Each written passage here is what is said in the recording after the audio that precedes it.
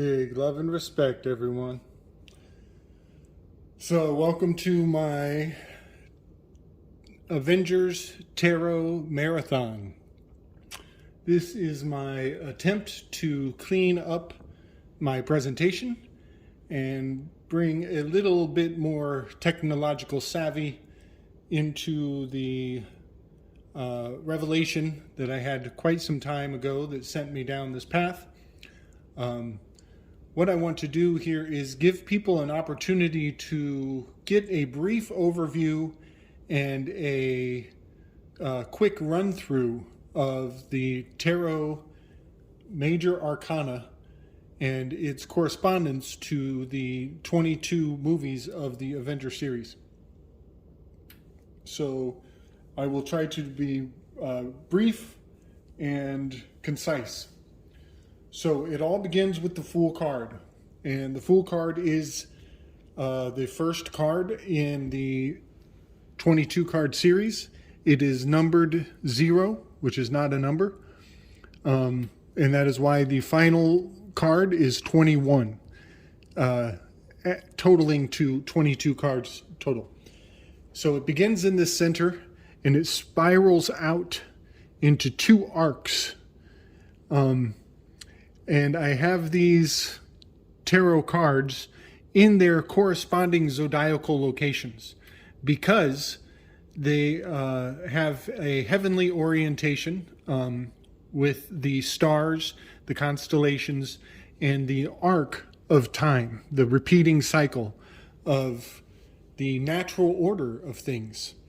So, beginning with the Fool card, there is a direct correspondence to the Captain America Part 1, which is, in the chronology of the Avengers universe, the first of all of the stories.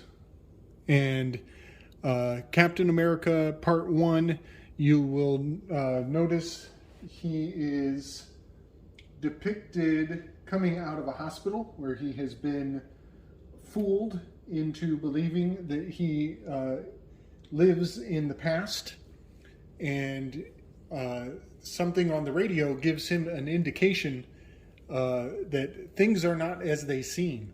And that's when he starts asking very dangerous questions, and he is required to break out of the paradigm and come into reality and realize that he is in a whole entire different time, different paradigm. So I want to bring forward that moment from that scene. You will notice the Fool card, his chin is looking up lofty. He's looking up to the sky. He's not watching where he's walking, and he's about to go off the edge of a cliff. He has all of his belongings over his shoulder, all the tools that he will need on his adventure. He's very careless, naive, hence the white rose. And you will see that the character Captain America is likewise depicted with his chin held high. His lofty vision is his own weakness, so to say, and he is often jumping, leaping into situations. And in that scene where he goes out into the streets and realizes he is in a whole different time, that he has entered into modern day time, you'll see over one shoulder he has a Corona bottle, over the other shoulder he has the coronavirus, and down behind him you will see a mask, a Phantom of the Opera white mask, much like this rose. There's even a pole over his shoulder, much like the Fool card here is carrying his stick with his luggage. Also, I will try to bring forward the image of Captain America in which he is carrying his punching bag over his shoulder as he makes some foolish comments and is prepared to go on his adventurous endeavors. Another image that's very important is his shield. You will see that his shield is often depicted strapped over his shoulder carelessly, and just a very interesting correspondence to all of that is the fact that his shield looks very much to me like a flat earth model. And one thing that is profound that corresponds his flat earth model shield to his archetype of the Fool card is if you go over the edge of the flat earth, you will fall off a cliff. There are quite a few flat earth indicators in the Marvel series, and I'll try to point those out as they come up. So moving forward, the next card in the tarot is the Magi card, the Magician. And that is absolutely... Let me do a step back. I want to point out that the Fool card is Uranus.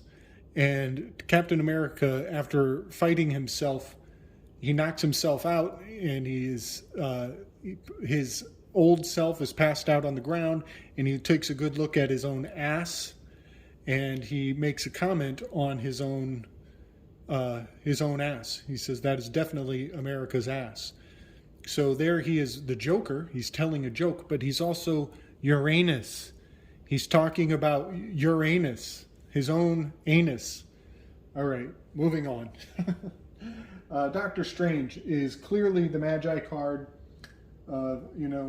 First and foremost, we see him with his cape. We see him with... he always has a table full of implements and tools that he will need. He also is lifting up that magical implement, much like a as above, so below, if you will. At some point, in the introduction, he falls off a cliff like a Fool card with his car. He drives over the edge of a cliff.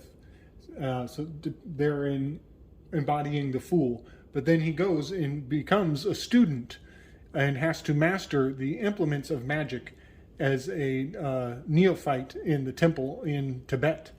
And oftentimes this table is brought forward in the plot time and time again, not just as a doctor, but also as a student in Tibet. So the next card is the High Priestess.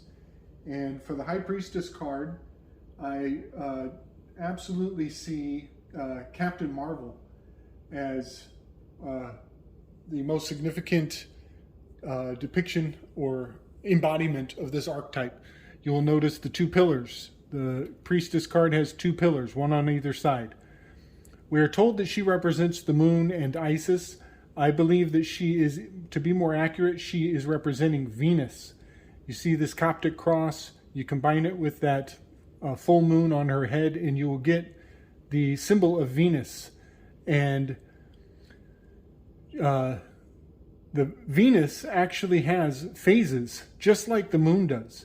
So sometimes you will hear depictions of the moon representing Isis, but it could very well be a layering of symbolic significance, indicating that the not to follow the moon cycles, but to pay attention to the phases of Venus as it has a waxing, a waning, and a full presentation in the heavens.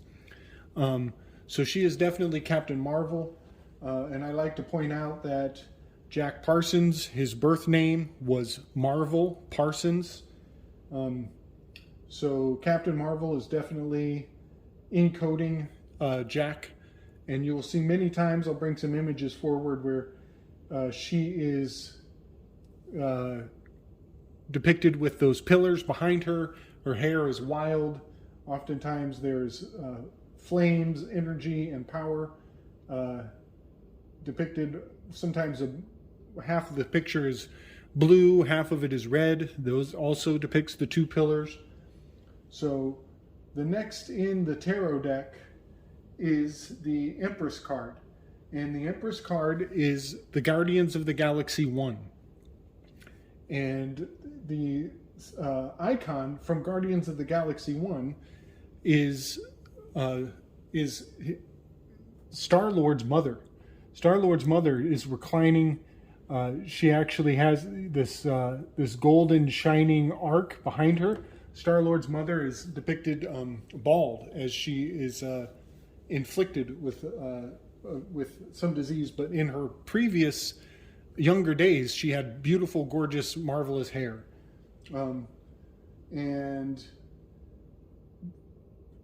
Also, let's see, Star-Lord himself and Gamora are something of a second generation of the Emperor and Empress icons, as there are the royal house must be continued.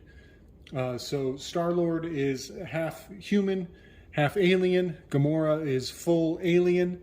And so this whole idea of the royal right to rule and the passing down of bloodlines from some sort of Anunnaki interbreeding is definitely encapsulated in the Guardians of the Galaxy 1 and 2. Guardians of the Galaxy 1 is the Empress. Guardians of the Galaxy 2 is the Emperor card. As in the movie Guardians of the Galaxy 2, you will see that Star-Lord meets his father. And his father is essentially deified. He wears this robe. He's dressed exactly as the Emperor. They play catch. They throw this ball, this orb, back and forth. His father has glorious hair. They actually joke about it. Kurt Russell with his glorious empirical haircut. And something I like to point out is that the Guardians of the Galaxy is a alliteration. This all goes back to Shakespeare, Francis Bacon. When you see alliteration, they are invoking magical squares. So G and G is a 7 by 7. And that is a magic square of Venus. 7 by 7. E and E, Empress and Emperor. That is a magic square of Mars. 5 by 5. Magic square of Venus, magic square of Mars.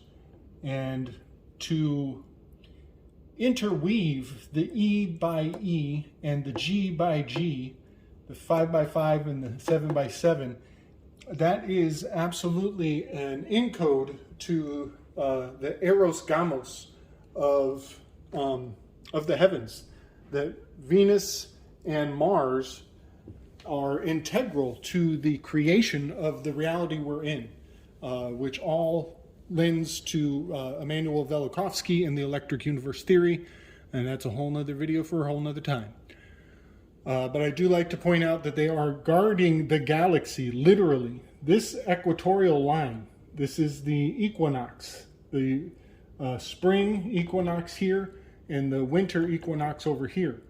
And this line is the galaxy. This is the sea of milk. The Milky Way is this line right here on the equinox. And so the fact that the Empress is below and the Emperor is above has everything to do with putting Eve in her right location and Adam above, as the masculine is above the feminine. In it, there's some inverting going on for sure. As we know, when the year rotates, the masculine is on bottom and the feminine is on top. But in this context, Mars is above, Venus is below, as Mars is outside from Earth in the orbital plane, and Venus is inside the orbital plane from Earth. So Mars is above, Venus is below. It's not being sexist, it is being astrologically impeccable. Next is the Hierophant card. The Hierophant card is specifically Iron Man part, I believe it's Iron Man 3. So because there are 3 Iron Man movies, it gets a little tricky, but I believe this is Iron Man 3. And we'll see as we go forward, Iron Man 2 is the Chariot, and Iron Man 1 is the Hermit card. Some depictions of Iron Man 3 will point out that he has his two pillars behind him. He has the golden crown. This Hierophant has a 2 on one hand, is depicting the 2, unity together. And over here he has a 6-pointed cross, a staff with 6 points, and that is a 26. 26 is the atomic number for iron. It's also an earth. This is an earth sign, Taurus. He has his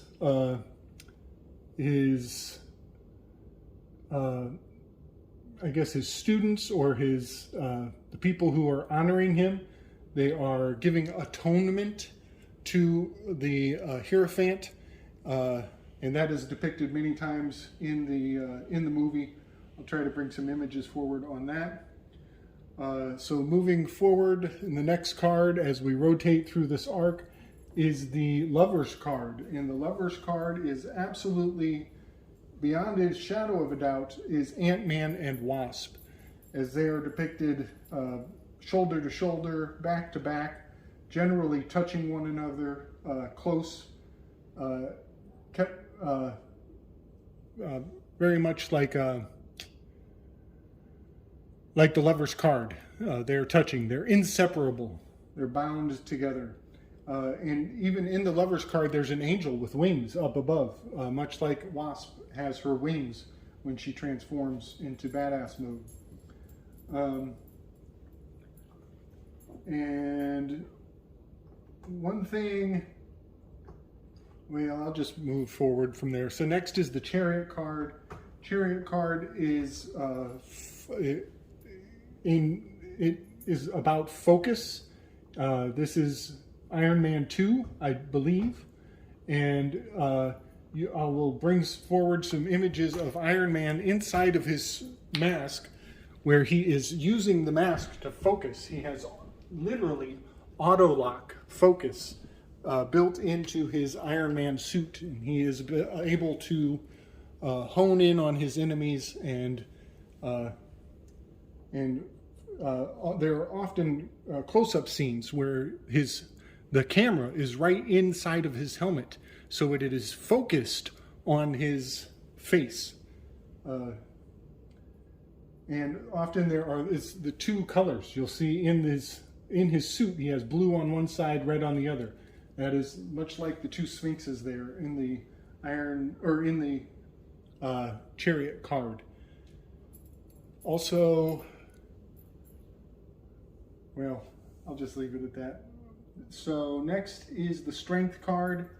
This is Romanoff and the Incredible Hulk. Romanoff is giving Incredible Hulk, who is called the strongest Avenger, that's his password to make one of the ships operate. Romanoff has a password to de-escalate the Hulk, and it's a passphrase. The passphrase is, "The sun's getting low, big fella." And you'll notice she has an analima, the lemescato, this figure 8 above her head, that is the analima, the progression of the sun, as it is the sun moves through the annual progression. And in August, that is the time of year where the analima, where the sun is getting low in the analima. So the Incredible Hulk he is the Green Lion, he's the Green Man, he's all the archetypes that have to do with strength in this Leo card in the 8th month, hence the analima there. Let's see. Now we move into the 9th month, 9th station of the sky, and that is the first of the Iron Man series, where Tony Stark is locked into, he's imprisoned inside of a cave, where he initiates himself. He makes his own first Iron Man suit. And Tony Stark comes out of the stony ark, and he lights up everybody with his fire, much like this hermit is lighting up the world with his lantern. So moving across the winter equinox, excuse me, the fall equinox. We move out of the Hermit and into the Wheel of Fortune. And that Wheel of Fortune is Captain America and the Winter Soldier. And I will bring an image forward that is just an absolute no-brainer. We have the shield, Captain America's shield. Captain America even has stripes on his suit that are striped just like this Sphinx. And surrounding him in four corners are the characters from the story.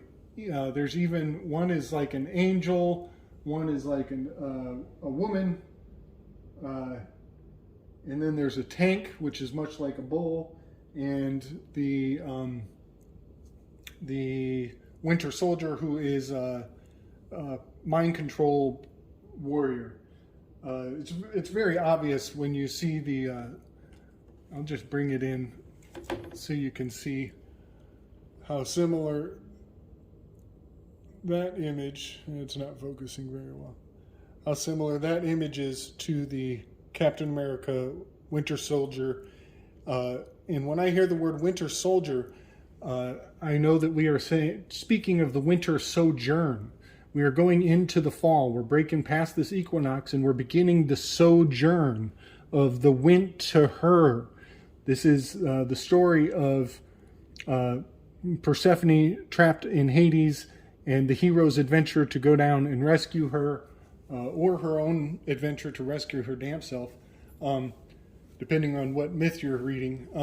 But we're dealing with the winter sojourn here with the Winter Soldier.